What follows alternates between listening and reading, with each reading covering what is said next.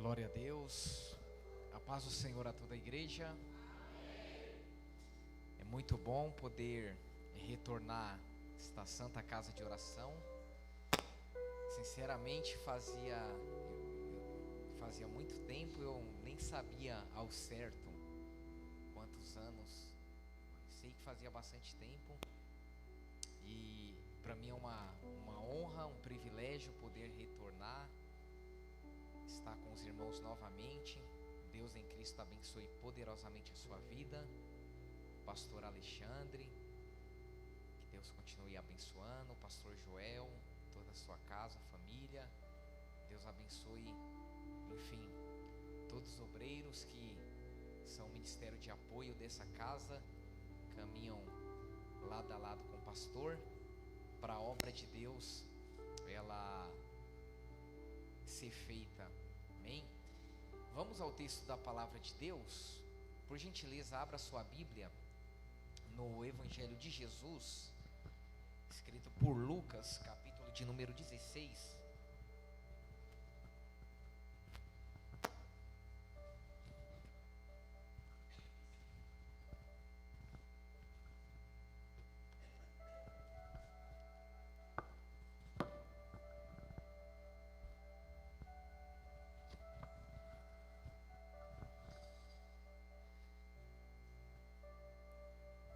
Vamos ler apenas o versículo 24.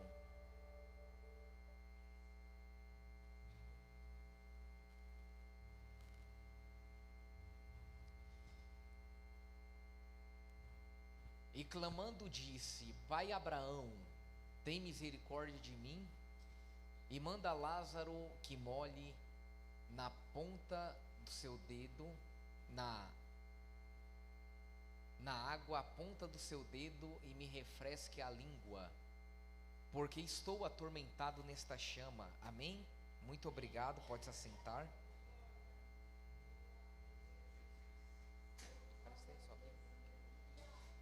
Meus irmãos, no mês passado, acho que faz uns 2 meses, eu presenteei a minha esposa com essa Bíblia aqui. E o que me chamou a atenção nessa Bíblia é que ela tem um espaço para anotação do lado, mas o principal é a linguagem dessa Bíblia. É uma linguagem muito fácil de ser compreendida. Para você que não sabe, a maioria das Bíblias, né, por exemplo, essa daqui, Almeida e Corrigida, João Ferreira de Almeida, ela usa o português de Portugal. É por isso que em muitos versículos está tu, né?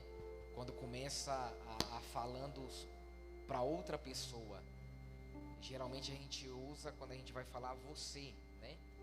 Então é porque é usado o português de Portugal. E para quem não tem dicionários em casa e vai ler a Bíblia, às vezes tem gente que tem um pouquinho de dificuldade de entender alguns termos, como por exemplo, côvados, gomer, que são termos para medidas. Essa Bíblia, ela tem uma linguagem muito simplificada e é muito fácil, qualquer pessoa entende, tá bom? E eu só tenho 2 unidades dessa Bíblia aqui. Se você quiser, depois é só procurar a gente, ó, lá no fundo, um papel aqui. Aí tem espaço aqui para anotação do lado, tá bom?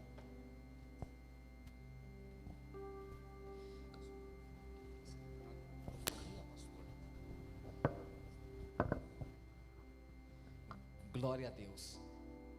Vamos à palavra. Quem conhece essa história aqui, levanta a mão. A parábola do rico e do Lázaro. Quem conhece? Quem não conhece, levanta a mão. Quem não conhece, só quem não conhece. Bom, em cima do versículo 19 está escrito a parábola do rico e do Lázaro.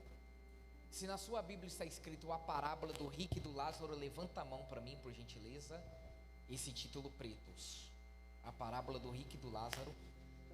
Se na sua Bíblia está escrito a parábola do rico e do Lázaro, como está escrito na minha Bíblia aqui, essa história aqui não é uma parábola. Como assim? esses títulos que está acima dos capítulos ou de alguma leitura da Bíblia, a gente chama de epífagre.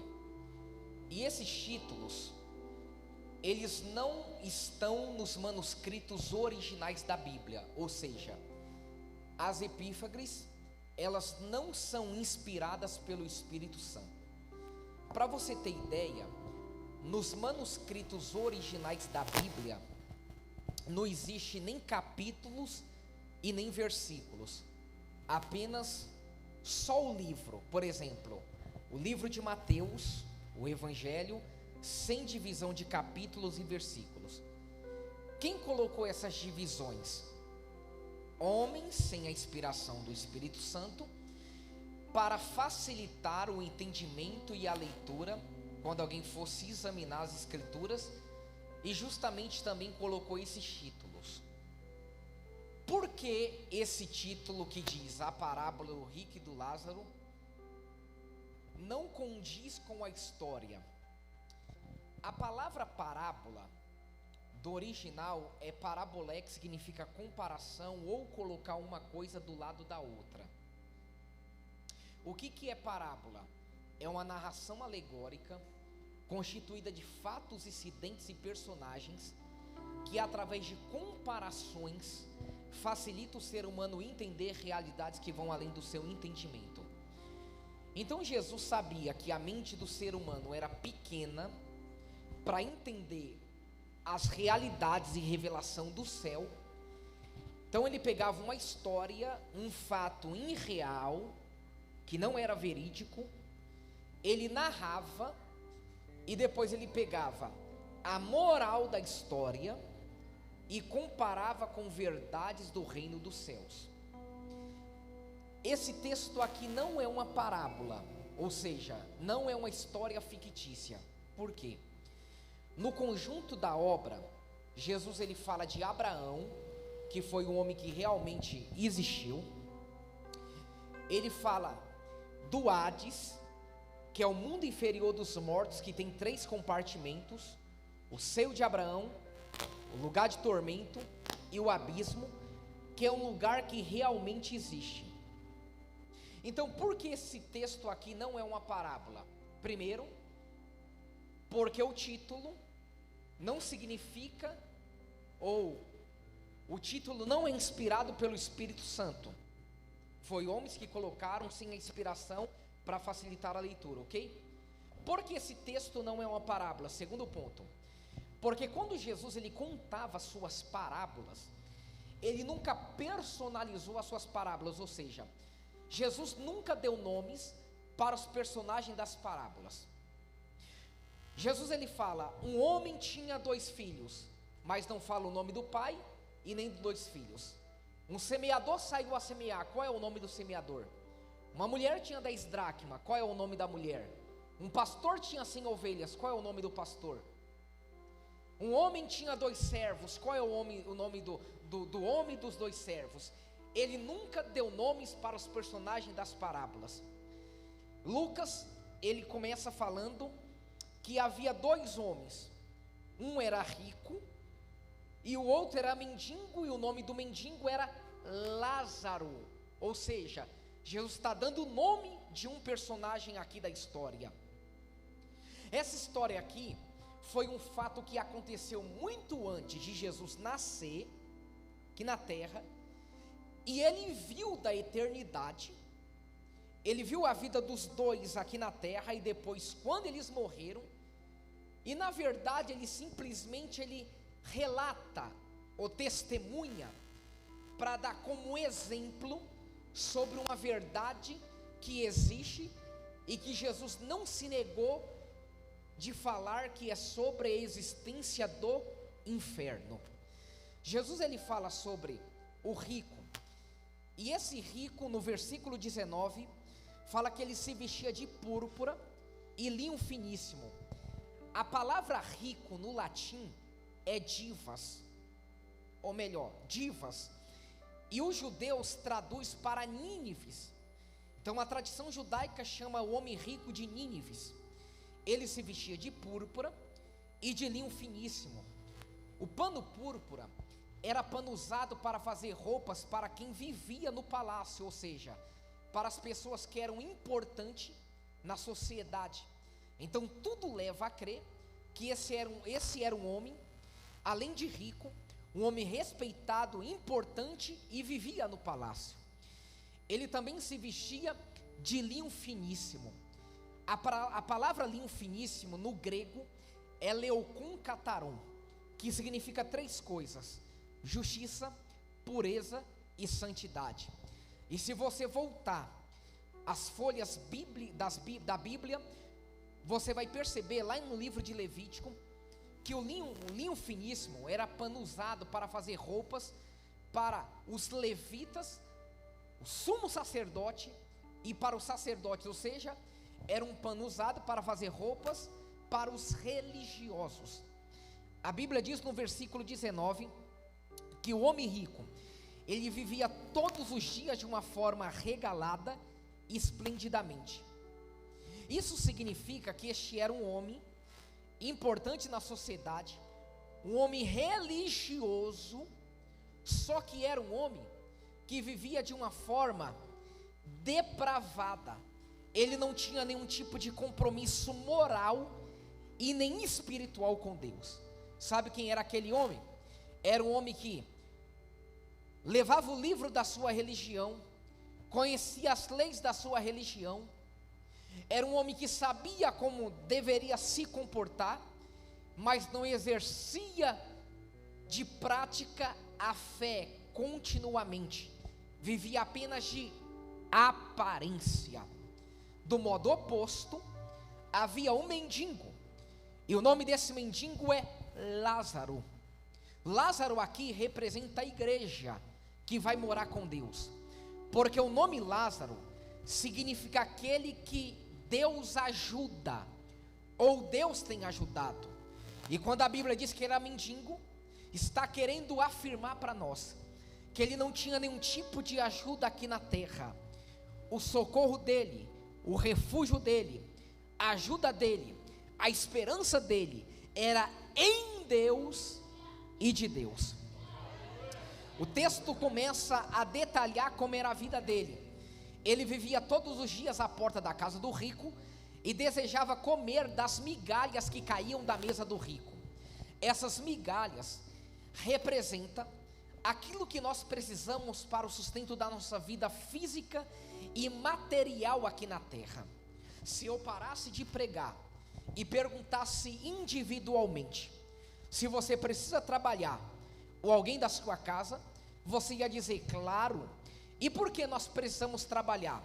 Para pagar conta de luz, conta de água, pagar imposto, para pagar parcela da escola, do filho, parcela do carro, da moto, da casa, para comprar comida, comprar remédio, para se manter e sobreviver-se materialmente e fisicamente aqui na terra. Porém, esse mendigo Lázaro, o corpo dele estava cheio de feridas, chagas, e os cães desejavam lamber essas chagas. Essas feridas representam as adversidades que nós enfrentamos aqui na terra, na caminhada até a Nova Jerusalém. E os cães representam influências de demônios que tentam combater a nossa fé, na caminhada até a gente ir morar com Deus. Os demônios vão fazer de tudo para trazer esfriamento espiritual, abatimento, esfriar a tua fé. A influência de demônios vai fazer de tudo para tentar corromper você, para você não viver uma vida santa e assim não morar com Deus. Os dois morreram, e até a cruz de Cristo, tanto quem morria com Deus e quem morria sem Deus, ia para o mesmo lugar.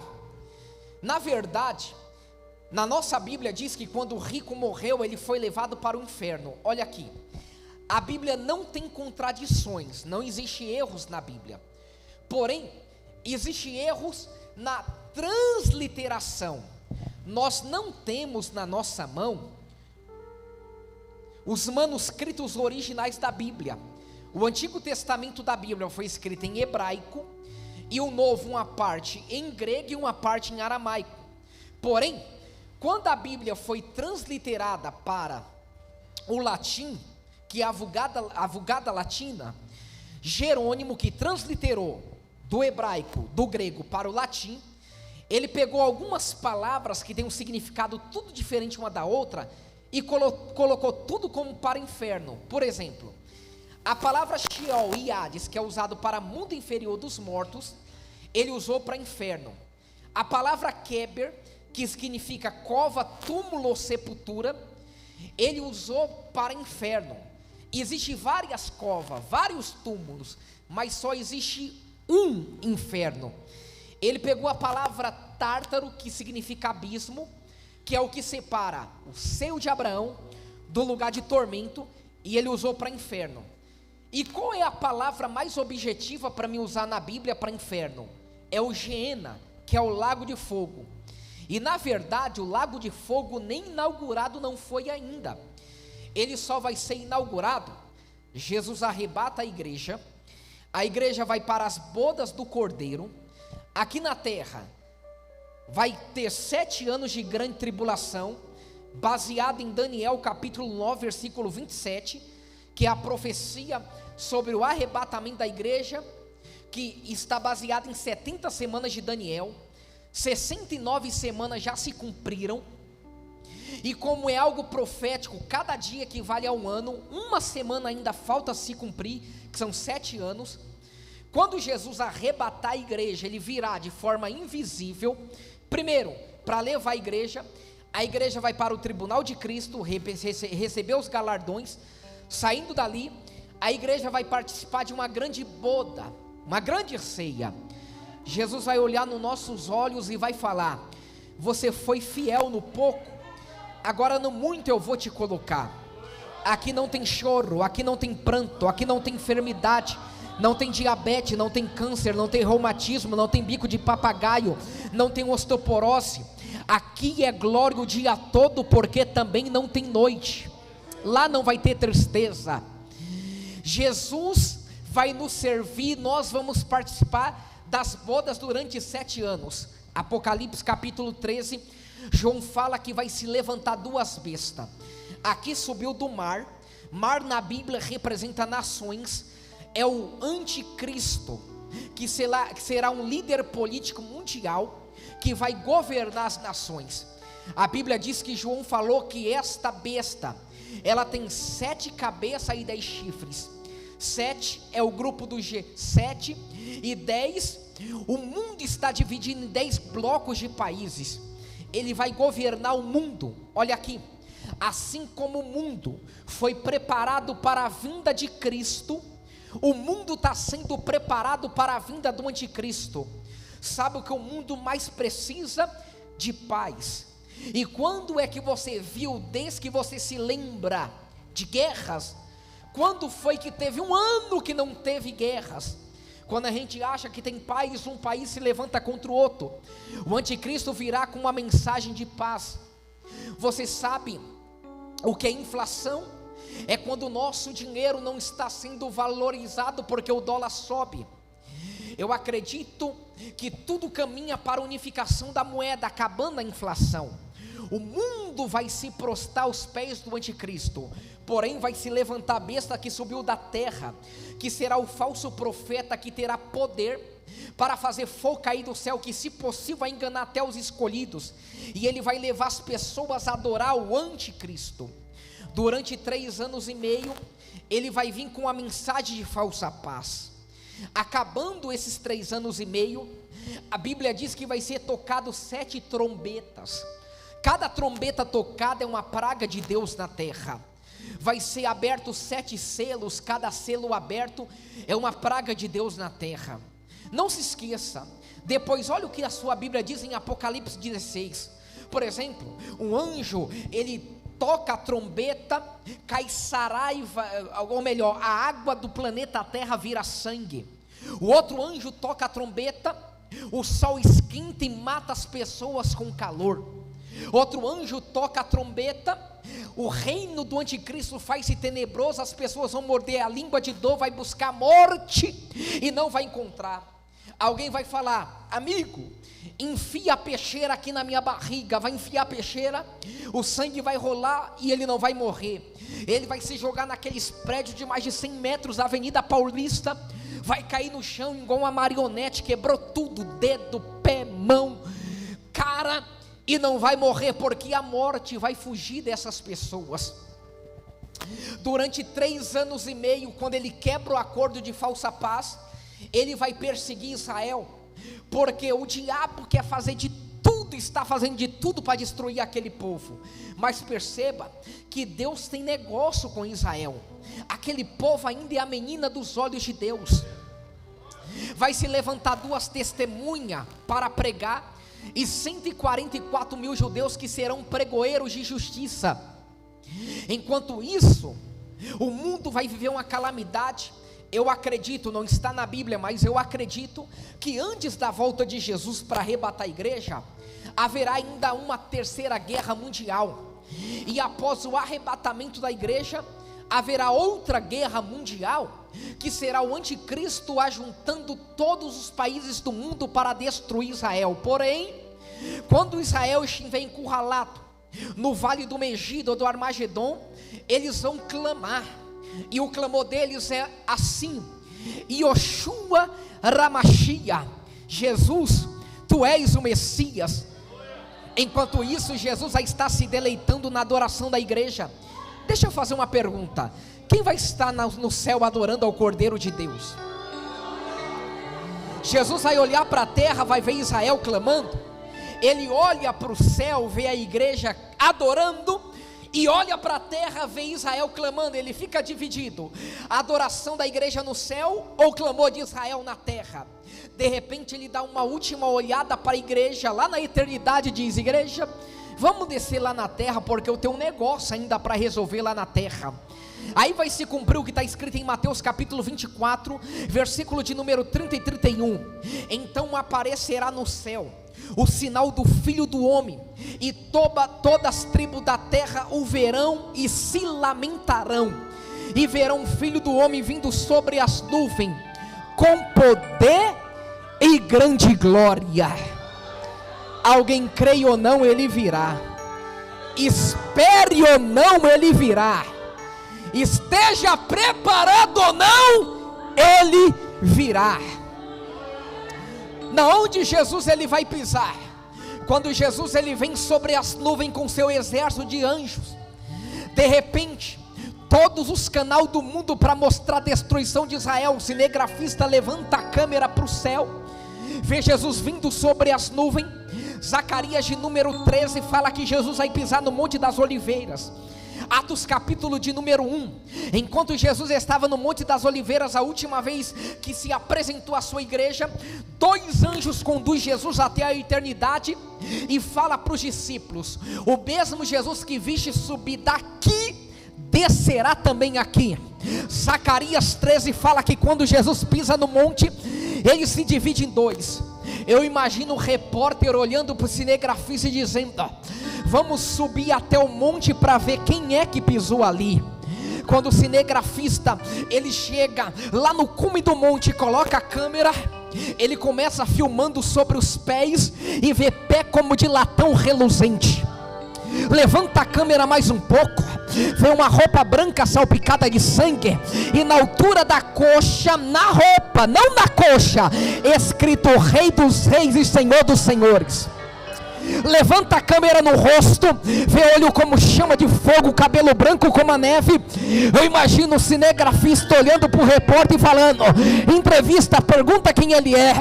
Ele coloca o microfone para Jesus falar e ele pergunta: você é quem? Você veio da onde? Você veio de Marte? Veio da Lua? Veio de que país?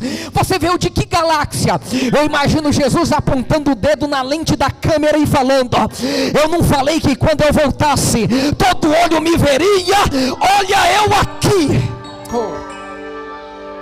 Ele vem, Jesus desce do monte, ele destrói o anticristo apenas com o sopro da sua boca.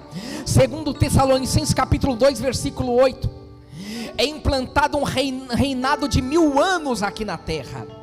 Satanás é preso, Após esses 1000 anos, Satanás é solto. Miguel, que é o líder da batalha, sai para guerrear e vence. É colocado um trono branco.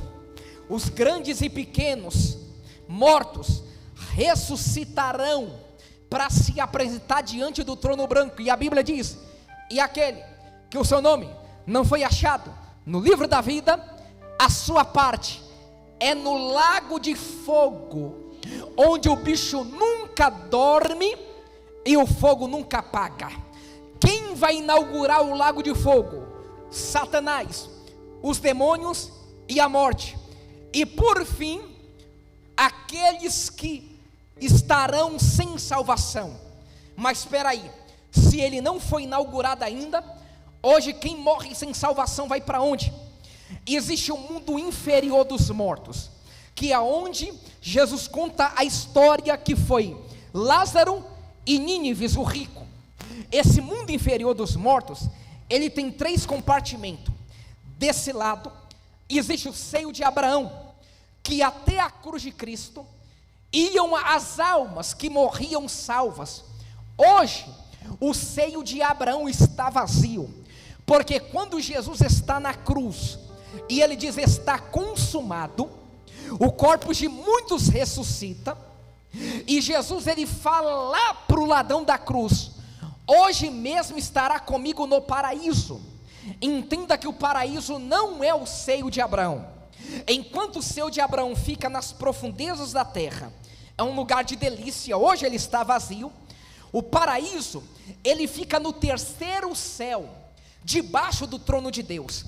Quando Paulo é arrebatado em espírito, ele fala em Coríntios: eu conheço um homem que não sei se em corpo ou fora de corpo, foi arrebatado até o 3º céu e introduzido no paraíso. Porém o paraíso não é a nova Jerusalém, é como se fosse um cômodo antes, uma antessala. A nova Jerusalém será inaugurada com a igreja que for arrebatada. Só que olha aqui, o seio de Abraão, o lugar de tormento, e existe um abismo que separa o lugar de tormento do seio de Abraão. O que tem no abismo? Lá no fundo do abismo existe um poço. Apocalipse capítulo 9 fala que quando a 5ª trombeta for tocada, quando a 5ª trombeta for tocada, vai cair do céu uma estrela chamada Absinto. Ela vai cair lá no poço do abismo e vai ser aberto. E dentro desse poço existem demônios que estão presos, poderosos, sendo supervisionados por um demônio chamado Apolion Abaddon. Eles virão até na terra e vão atormentar o homem que vai estar na grande tribulação, que tem a marca da besta na mão ou na testa. João disse que a tormenta será semelhante à picada de um escorpião.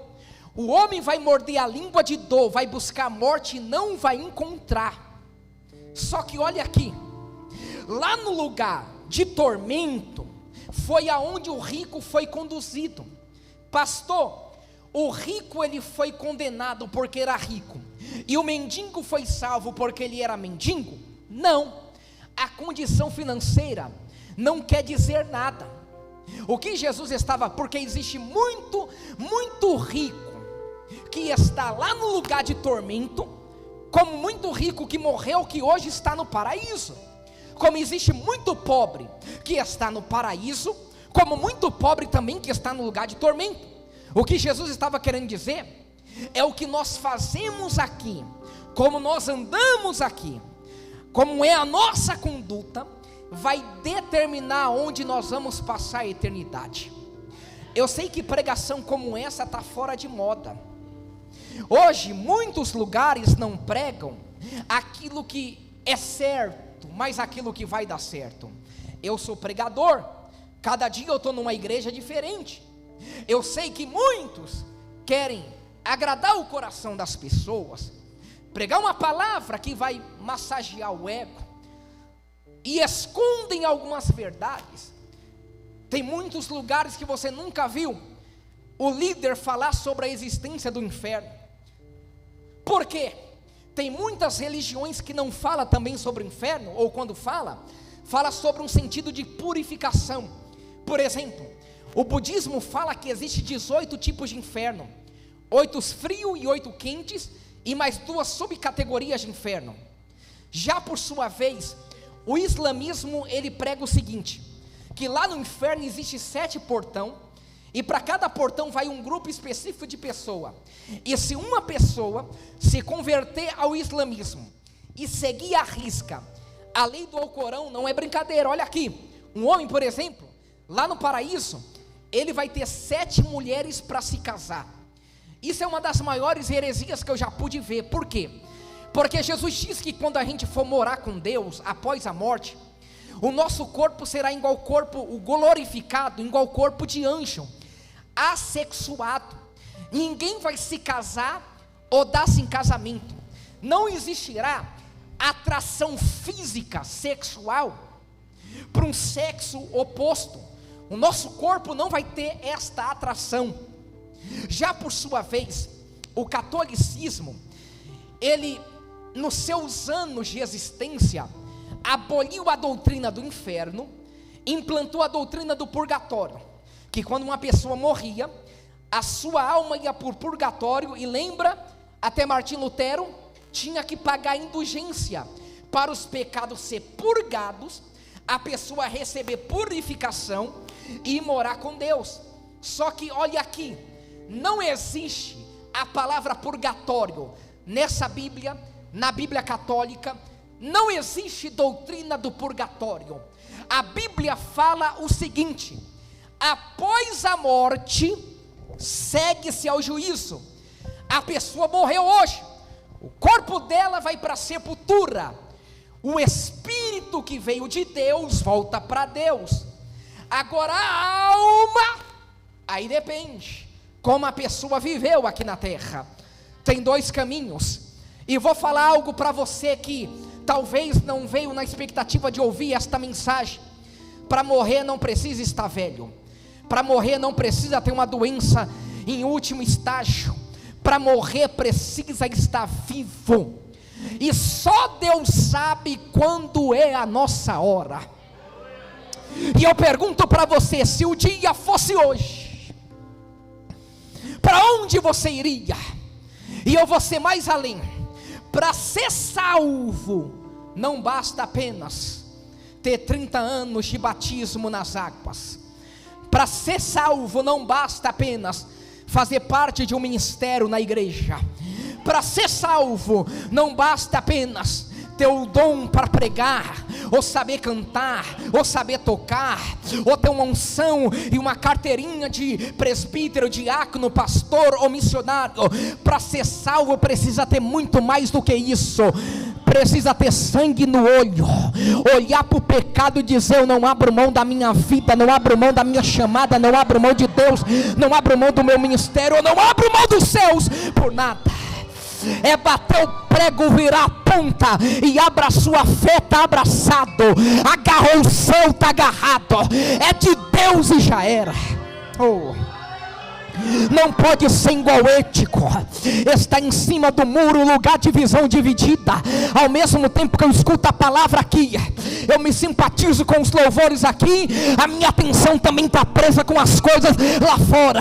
Ou é de Deus ou não é, ou é do mundo ou é da igreja, ou é do céu ou é do inferno, ou é ou não é.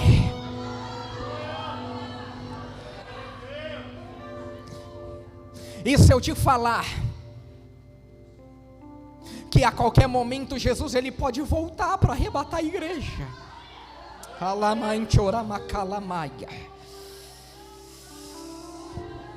Você gosta da Bíblia? Você gosta de ler a Bíblia? Deixa eu te trazer alguns dados. A Bíblia fala sobre 318 evidências da volta de Jesus.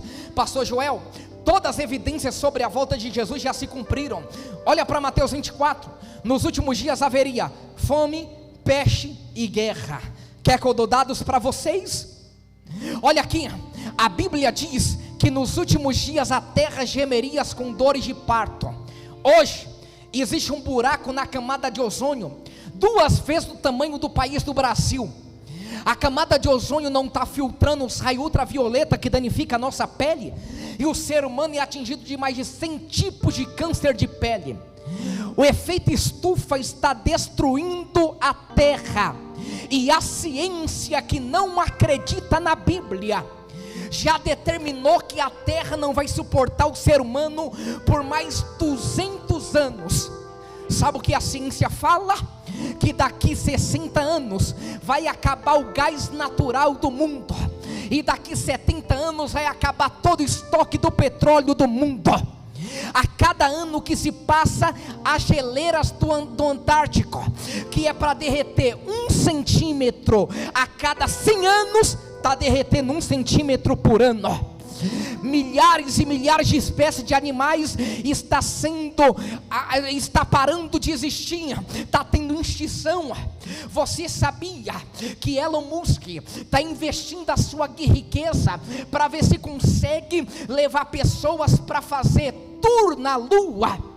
E uma empresa percebeu, que a NASA descobriu, que existe minério na Lua como ferro, e a expectativa é para ver se existe vida na Lua. E uma imobiliária lá nos Estados Unidos começou a lotear terreno na Lua, e quase todos os terrenos loteados na Lua foram vendidos.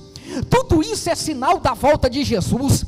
Não há mais tempo de você ficar se preocupando da vaidade desta vida. Faça o seu papel como cidadão, trabalhe, estude, no dia de votar, vote, cuide da sua casa, mas não há mais tempo de eu ficar preocupado nas vaidades deste mundo. Você tem que ter a convicção que Jesus te chamou, e você não pode ser egoísta e guardar salvação para você.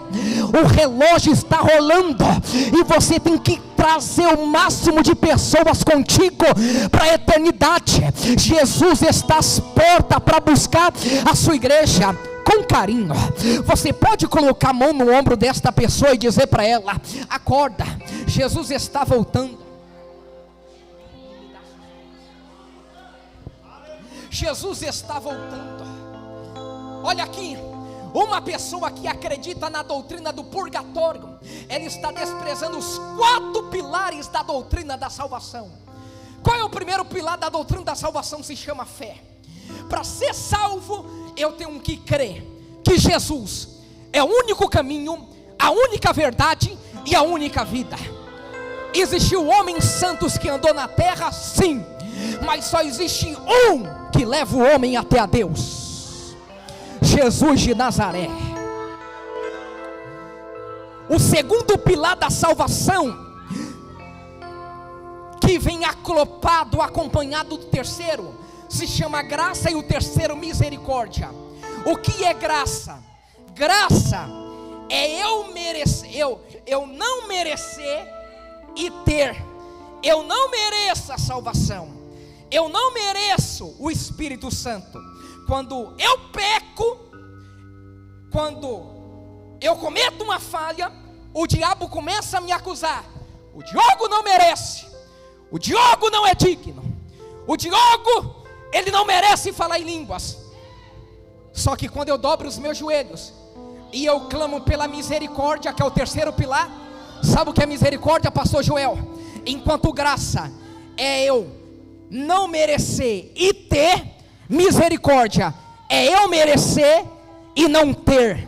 A misericórdia me livra daquilo que eu mereço. Eu dobro o meu joelho e falo: ah, papai, tem misericórdia de mim. Deus, como pai, Ele conhece o meu ponto fraco, Ele conhece os podres da minha vida, como conhecia da vida de Isaías. Mas aonde você vê Deus expondo a fraqueza de Isaías? Porque Deus não tem prazer em expor fraqueza, Ele expõe arrogância. Sabe qual é o prazer de Deus? Quando Ele vê alguém colocando o coração nas palavras e se derramando. O prazer dele é se revelar. E quando Ele se revela para alguém e a pessoa tem um encontro com Deus, nunca mais ela permanece da mesma maneira.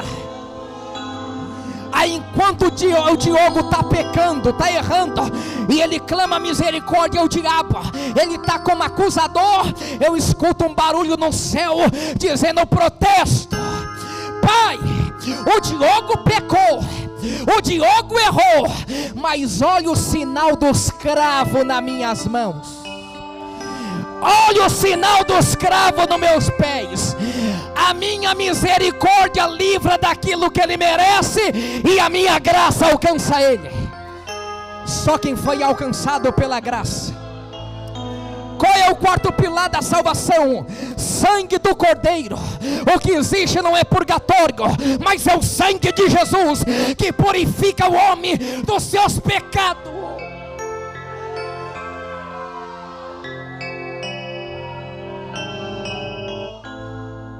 Sabe por que eu estou pregando sobre isso? 33% das pregações de Jesus, ele falava sobre o inferno. Temei antes aquele que tem o poder de matar o corpo e lançar o corpo e a alma. Inferno.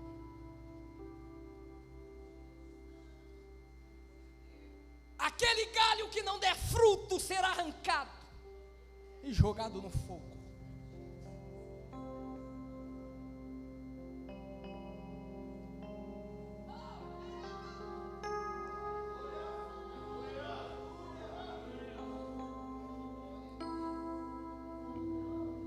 Sabe por que o inferno é terrível? Porque existe pelo menos 4 tipos de tormento no inferno. O primeiro tipo de tormento se chama ausência da misericórdia de Deus. Sabe por que o inferno só é inferno? Porque lá não tem misericórdia de Deus. Em outras palavras, a pessoa vai clamar e Deus não vai atender. A pessoa vai dizer: me ajuda, e Deus não vai ouvir. Pai, me dá outra chance, e será tarde demais. Pai, me socorre, e Deus não vai atender a oração. Essa semana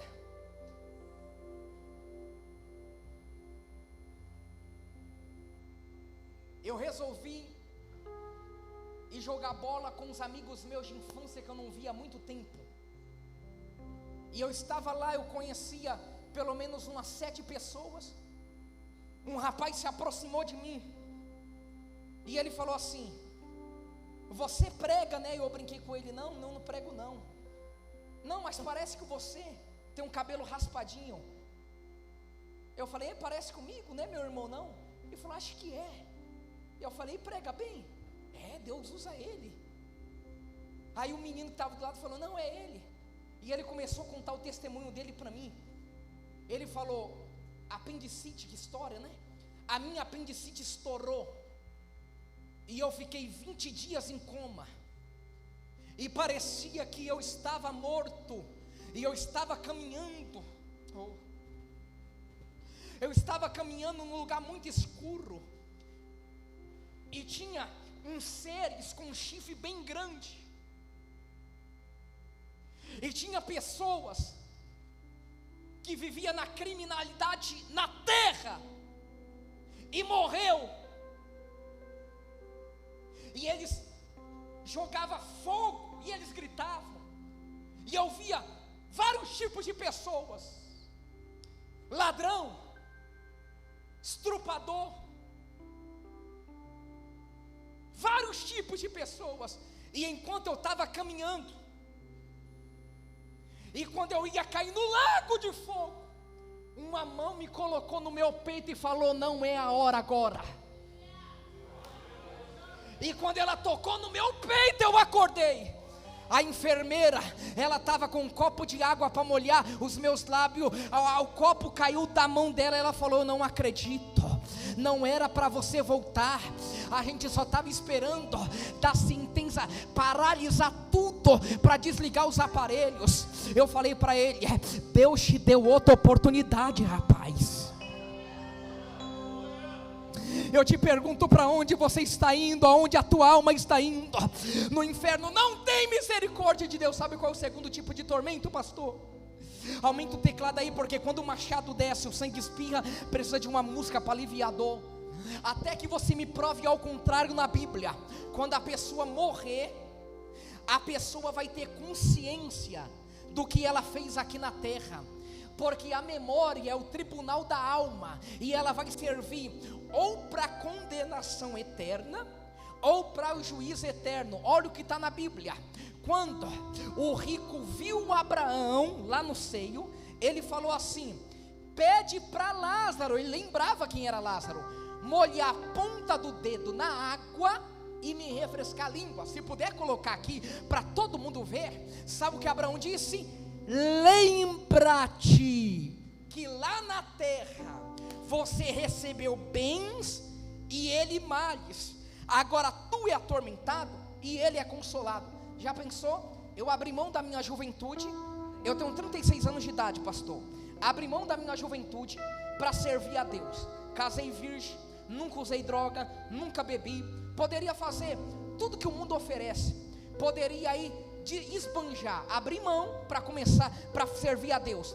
Com 15 anos, 14 anos, 15 anos, eu comecei a pregar. Com 18 anos comecei a viajar. Aí já pensou, eu lá no céu e não saber porque eu estou no céu? Qual é o propósito? Lá no inferno, a memória vai contribuir para tormento eterno, como no céu, a memória vai contribuir para o gozo eterno. Lá no inferno a pessoa vai se lembrar a oportunidade que teve para se batizar e não se batizou. Quando ela faltava os cultos de doutrina, porque falava, não, o pastor pega muito duro, mas ele corrigia porque te ama e queria ver você andando em santidade com Deus. Foi como ele falou aqui, por sangue não ser cobrado das mãos dele. Aí a pessoa vai lembrar, porque eu não servi a Deus com retidão enquanto eu tive a oportunidade? Por que eu não ouvi a minha mãe? Por que eu não dei ouvido para o meu pai? Porque quando ele me chamava para ir para a igreja, eu queria ir para o baile funk, ir lá para a porta da adega, eu ia para vários lugares. Por quê? Isso era tarde demais, e a consciência batendo. Só que lá na eternidade, sabe aquele dia que você achou que não ia conseguir mais, e você veio no culto, às vezes você estava destruído, quebrado, estava igual Ana, não conseguia nem abrir a boca para dar um glória. Sabe, quando você não queria que o culto acabasse, porque você sentia alegria só na igreja, quando chegava em casa dizia, acabou a alegria. Aí vinha alguém que não sabia de nada, te dava um abraço e falava, Deus é contigo, vai te dar vitória, leva a tua vitória, e isso te fortalecia. Lembra, quando mesmo você não conseguindo adorar, você levantava a mão trêmula e dizia glória a Deus. Deus tomava o cantor, Deus tomava o pregador, Deus tomava o profeta. Aleluia, a unção de Deus te renovava. Lá no céu, você vai se recordar no dia que você queria desistir e não desistiu. Ou alguém vai olhar e vai falar, eu não falei para você que valeu a pena? Olha essas ruas de ouro, olha o mar de cristal, olha o nosso Cristo, olha Deus como o sol iluminando o centro. O céu vale a pena, o céu vale a pena. Elebarabachura maia. Não deixe a depressão te tirar da igreja. Não deixe a tristeza roubar de você a vontade de viver. Não deixe essa frieza, essa frustração com pessoas fazer você desanimar de Deus, da fé. Logo, logo nós estaremos na eternidade morando com o Calamaramachandarápia. O céu vale a pena.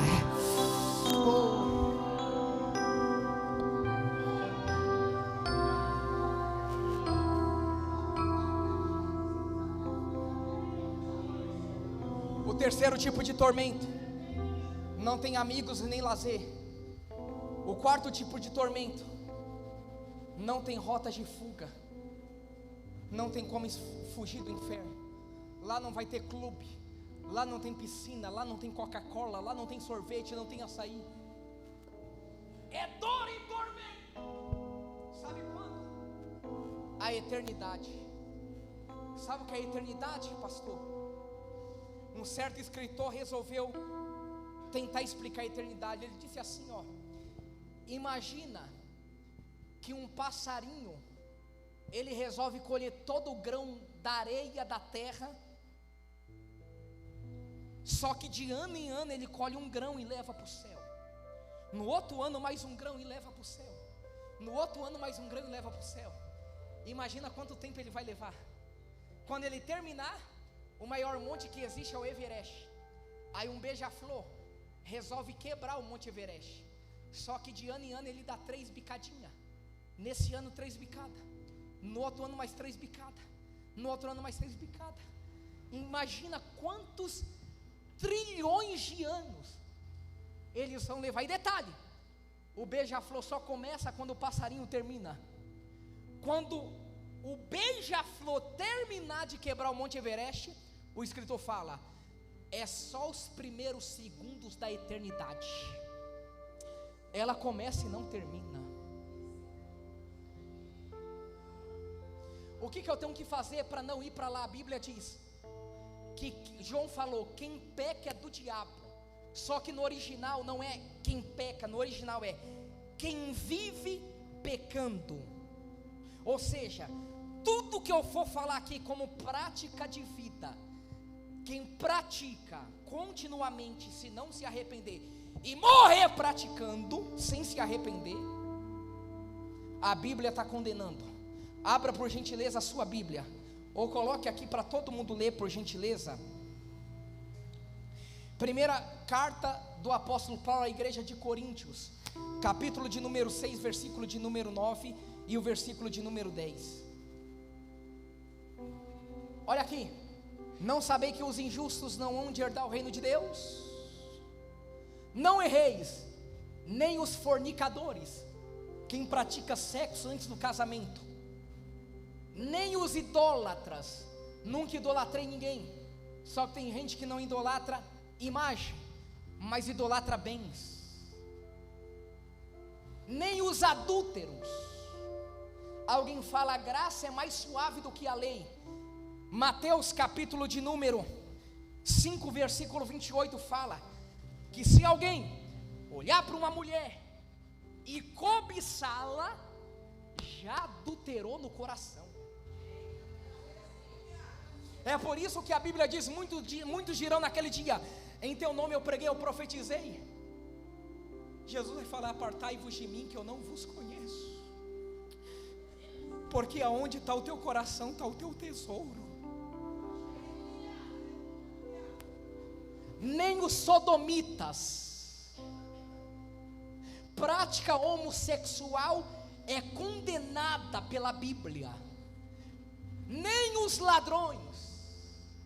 Nunca roubam um banco, nunca roubam um mercado, mas tem gente que rouba a gasolina do carro da empresa para fazer trabalho pessoal. Nem os avarentos, nem os bêbados. Alguém um dia falou para mim, Diogo, alcoolismo é doença, Deus não pode condenar um doente, beleza? Só que foi feita uma pesquisa nos Estados Unidos e perguntaram para os bêbados, aqueles, ou melhor, que tinha problema com o alcoolismo, por que bebia? 98% falava que bebia para esquecer do problema, para ter coragem para fazer algo que não tinha em sã consciência. Isso já não é doença, é dependência emocional. E dependência emocional pode ser idolatria. Deus não pode condenar um doente, mas Deus pode condenar um dependente emocional.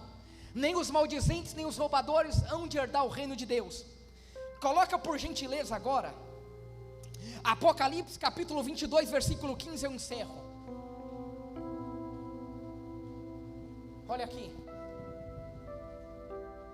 Ficarão de fora os cães, os feiticeiros, os fornicadores, e aonde Jesus vai pegar muitos aqui, ó.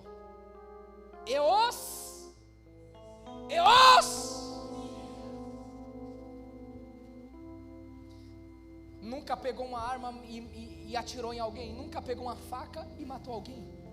Só que pela Bíblia, homicídio não é apenas isso, pastor. Isso é homicídio. Mas coloca para mim, por gentileza, primeira epístola de João, capítulo 3, versículo 15.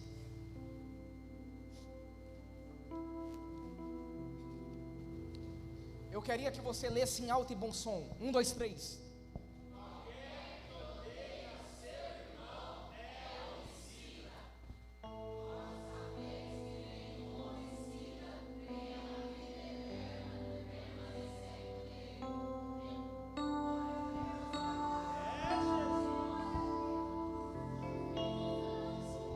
Pai do Senhor, ó, quem odeia o seu irmão?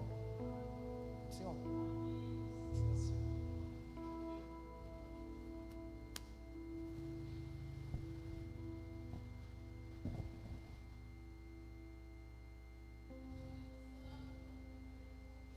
Você não pode querer enganar Jeová.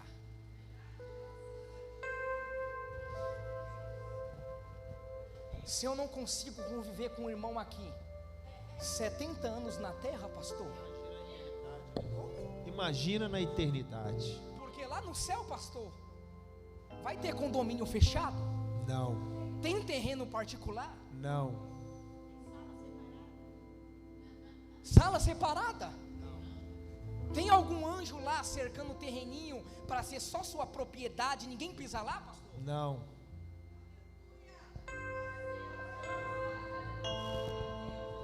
Amar não é sentimento, amar é opção.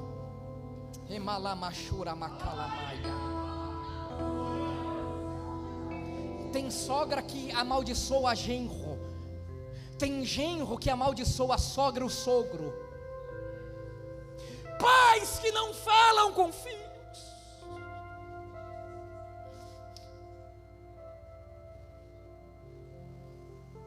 Filhos que têm ódio dos pais.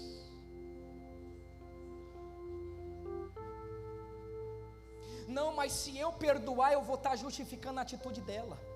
Perdoar não significa, não é questão de quem está certo ou errado. Liberar perdão é se livrar da carga emocional que está aprisionando a sua mente. Olha como o negócio é sério, pastor, e encerra aqui. Quando eu era adolescente, o meu maior sonho era ser batizado com o Espírito Santo. E eu congregava numa igreja que o pastor até hoje ele ora muito, muito mesmo. Na época, todo dia tinha culto de oração na igreja à noite, das 8 às 9. De manhã tinha a consagração todo dia. E eu fiz muitos propósitos para Deus me batizar com o Espírito Santo. Só que eu vim de uma criação muito difícil. O meu pai, ele constantemente batia na minha mãe, e eu sofria muito de violência familiar. E o negócio ficou mais estreito quando eu assumi um compromisso sério com Deus e larguei o sonho que eu tinha para poder me dedicar ao ministério. O meu pai parou de falar comigo, pastor. Eu passava por ele, porque isso não é questão de costume, pedir bênção, principalmente quem é nordestino. E eu pedia a bênção para ele, ele esbarrava em mim, não me respondia durante 14 anos. Eu ganhava livros para poder estudar. Se eu deixasse em cima da mesa, ele rasgava e jogava no lixo, ou sumia, eu não sabia onde estava, ele desaparecia. Eu sempre gostei de orar no monte, pastor. Um dia o irmão falou assim: vamos ficar 3 dias no monte? Eu falei: vamos. Passei a noite. No outro dia, o esposo da minha irmã vai me buscar, falou: seu pai mandou te chamar, se você não descer, para você pegar o rumo da sua vida. Quando eu cheguei, pastora, na casa dos meus pais, na cozinha, eu tinha 15 anos, as minhas roupas estavam em sacola de supermercado. Para onde que eu vou com 15 anos? Eu já achei que eu não nasci para ser feliz. Já pensei em fugir de casa. Já tive depressão na adolescência. E sabe o que doía no meu coração? Quando eu pregava e filhos de obreiros aceitavam Jesus, ou pais de jovens, e alguém batia no meu ombro e falava assim: seu pai deve ter muito orgulho de você. Eu nunca pedi para Deus casa, dinheiro, nunca pedi carro, nunca pedi fama. Eu não fiz uma campanha para Deus salvar o meu pai, mas fiz muitas campanhas, sabe? Eu já cheguei a fazer campanha 6 meses, todo dia indo para o monte, e concluía a campanha orando com o missionário Davi Miranda, quando ele fazia aquelas campanhas de oração, da meia-noite às 5 horas da manhã. Os irmãos mais antigos que escutavam, lembra? Eu casei novo e olha como as coisas é, pastor.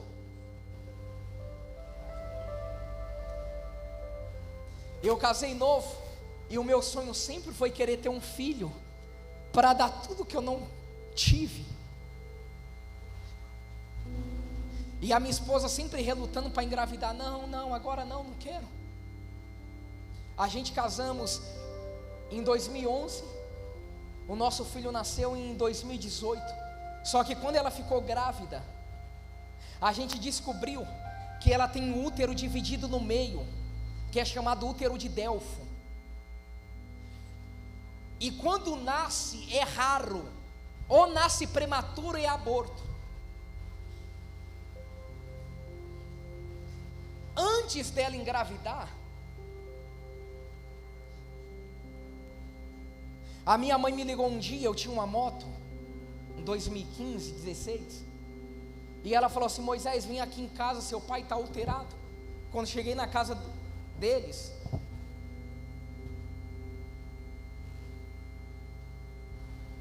ele estava pronto para agredir ela.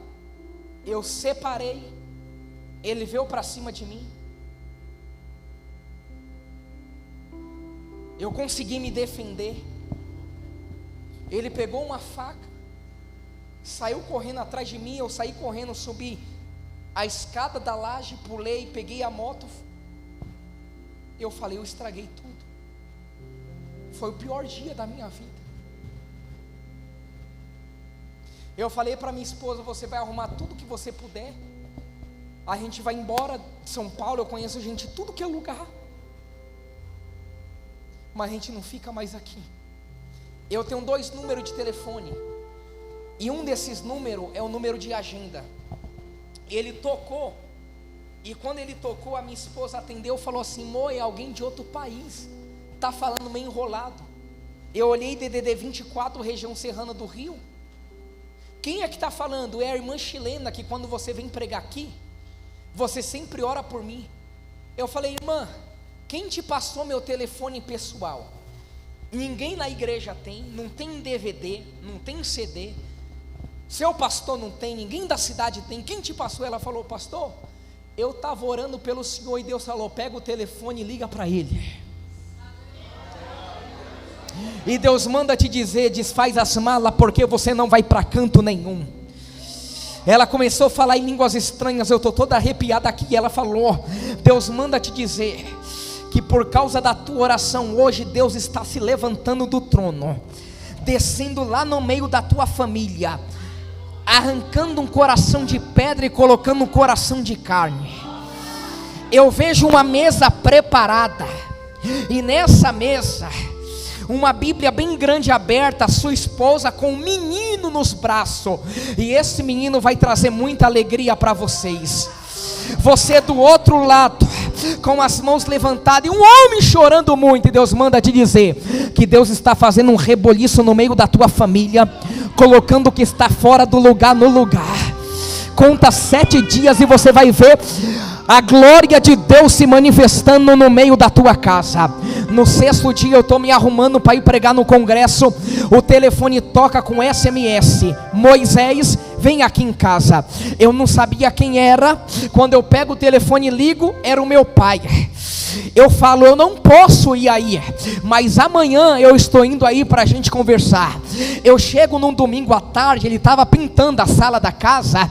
Ele coloca o rolo dentro da lata de tinta, ele senta num sofá de 3 lugares, na ponta, e pede para mim sentar na outra ponta, e fala tudo que eu fiz você passar, tudo que dói no seu coração até hoje.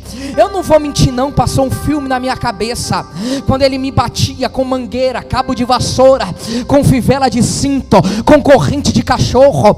Eu nunca tive um bolo de aniversário na minha casa, e meus pais não eram pobres não, meu pai e minha mãe sempre trabalhou. Olha aqui, eu nunca tive um abraço no meu aniversário.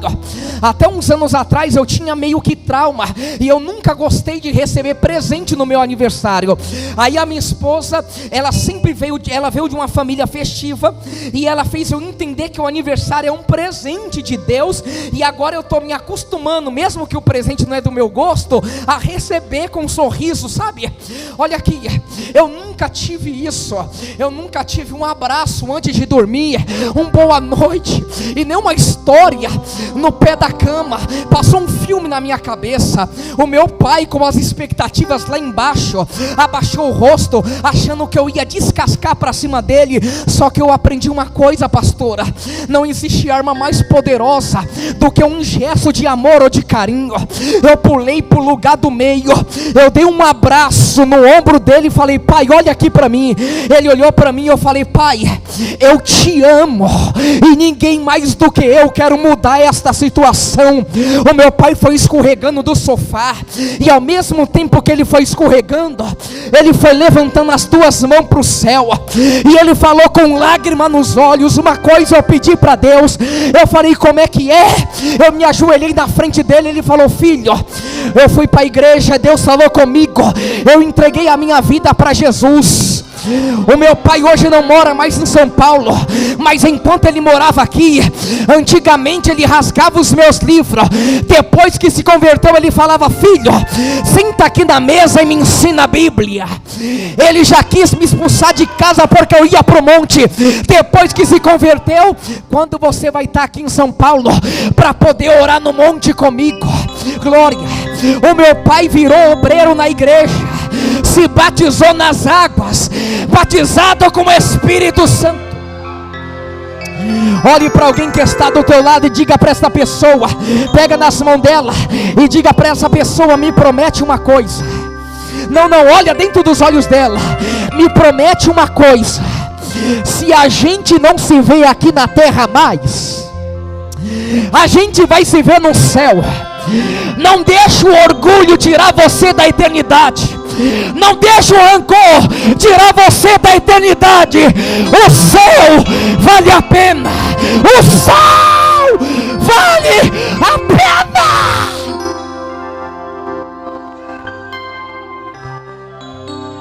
Você coloca de pé em nome de Jesus.